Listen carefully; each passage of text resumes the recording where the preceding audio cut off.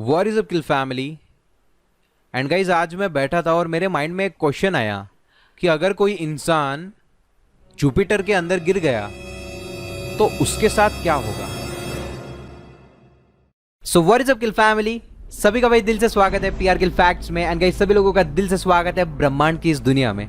So guys आप लोगों को पता है कि हमारा सोलर सिस्टम कितना बड़ा है। हमारे सोलर सिस्टम में करीबन 8 प्लैनेट्स है, ठीक है, और सारे प्लैनेट सन को ऑर्बिट करते हैं, सन का रोटेशन लेते हैं, ठीक है। एंड गाइस हमारे सोलर सिस्टम में सबसे बड़ा प्लैनेट है प्लैनेट जुपिटर।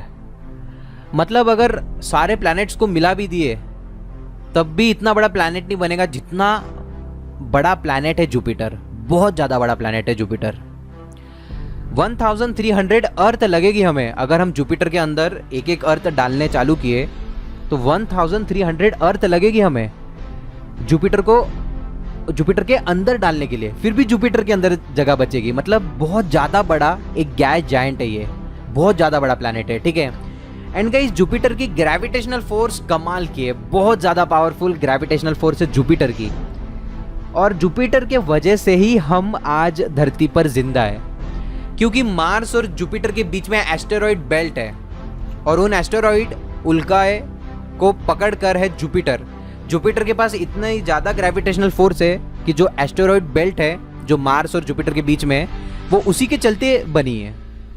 इतना ज़्यादा ग्रेविटेशनल फोर्स है कि जितने भी एस्टेरॉइड बेल्ट है वो, मतलब एक जो बड़ी सी एस्टेरॉइड बेल्ट है उसको पकड़ के रखा है।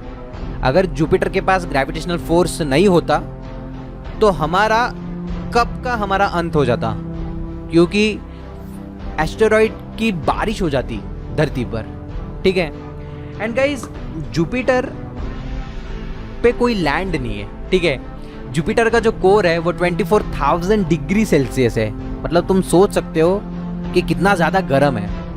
और जो जुपिटर के गाइस ऊपर के क्लाउड्स है ना, वो हाइड्रोजन और हीलियम से बने हुए हैं, ठीक है। मतलब पूरा जुपिटर हाइड्रोजन और हीलियम से बना है, इसलिए उसको गैस जायंट बोलते हैं, ठीक है। पर हाइड्रोजन और हीलियम बहुत ज़्यादा मात्रा में है, बाकी के भी एलिमेंट्स हैं पर वो कम है।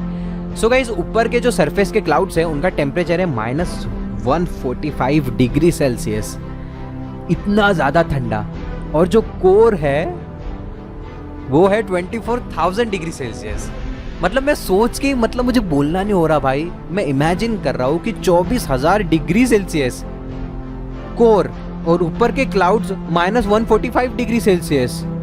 ओ गॉड भाई, मतलब ऊपर में इतना ठंडा और नीचे में बहुत ज़्यादा गर्म। एंड गाइस जैसे मैंने आप सभी लोगों को बताया कि जुपिटर के पास ग्रेविटेशनल फोर्स बहुत ज़्यादा है और उसी के चलते जुपिटर को 79 मून्स है। जुपिटर के पास 79 मून्स है और 53 मून्स का तो नामकरण भी हो गया है। बाकी के जो मून्स है वो जुपिटर को चक्कर काट रहे हैं पर उनका अभी तक कोई भी नाम नहीं है, ठीक है। सो गाइस अभी मेन बात पर आते हैं, ठीक है। हमने इतनी सारी इंफॉर्मेशन गेन कर ली, अब मेन बात पर आते हैं कि अगर कोई इंसान जुपिटर के अंदर गिर गया तो फिर उसके साथ क्या होगा। सो गाइस आई होप आपको अभी तक इसका आंसर मिल गया होगा कि जुपिटर के अंदर अगर कोई इंसान गिरता है तो वो बच नहीं पाएगा। और ये एक मिथ है, मैं इसको अभी ही तोड़ देता हूँ कि कोई लोगों का ये मानना है कि अगर हम जुपिटर के एक पॉइंट से घुसे तो हम जुपिटर के दूसरे पॉइंट से निकल जाएंगे। ऐसा नहीं हो सकता। क्यों? क्योंकि जुपिटर के जो क्लाउड्स है वो एसिडिक क्लाउड्स है, ठीक है। हाइड्रोजन हीलियम और बहुत अलग अलग प्रकार के एलिमेंट से बने हुए हैं, ठीक है। अगर कोई इंसान जुपिटर के अंदर गिरता है तो भाई उसके हड्डी का भी चूरा नहीं बचेगा, वो चूरा भी खत्म हो जाएगा, मतलब वो इवेपोरेट हो जाएगा। अगर कोई इंसान जुपिटर के अंदर गिर गया तो उसका नामो निशान नहीं बचेगा, क्योंकि जुपिटर के जो ऊपर के सरफेस के क्लाउड्स है वो -145 डिग्री सेल्सियस के है और जो उसका कोर है, जो उसका सेंटर है, वो है 24,000 डिग्री सेल्सियस। तो तुम लोग इस चीज़ से अनुमान लगा सकते हो कि कोई भी इंसान अगर जुपिटर के अंदर गिर गया तो ऑब्वियस है भाई बचना मुश्किल है, वो बच ही नहीं पाएगा, उसकी मौत हो जाएगी। धरती का बड़ा भाई जुपिटर क्यों है? अगर आपने ये वीडियो भी नहीं देखा होगा तो भाई जाके चेकआउट करो, डिस्क्रिप्शन में लिंक है, उस पर भी क्लिक करो, वहाँ से भी इन्फॉर्मेशन गेन करो।